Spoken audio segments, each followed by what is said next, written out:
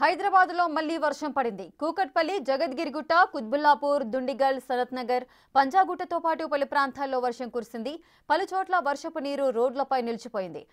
ఆఫీసుల నుంచి ఉద్యోగులు ఇళ్లకు వెళ్లే సమయం కావడంతో తీవ్రంగా ట్రాఫిక్ జామ్ అవుతోంది. దీంతో వాహనదారులు ఇబ్బందులు పడుతున్నారు. హైదరాబాద్ తో పాటు తెలంగాణలోని పలు జిల్లాల్లో వర్షం పడింది.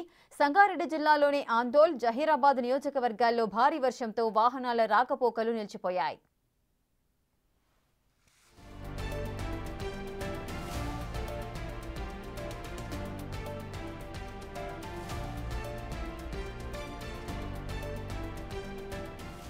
కరీంనగర్ జిల్లా హుజురాబాద్ పట్టణంలో సాయంత్రం వేళ భారీ వర్షం కురవడంతో పట్టణంలోని పలు వీధులు జలమయమయ్యాయి.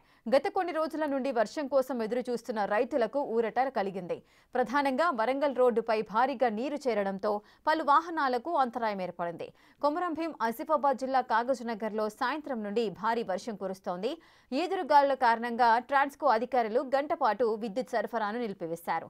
భారీ వర్షానికి చేవెళ్ల మండలంలోని దేవరపల్లి వద్ద ఈసీ నది ఉధృతంగా ప్రవహిస్తోంది.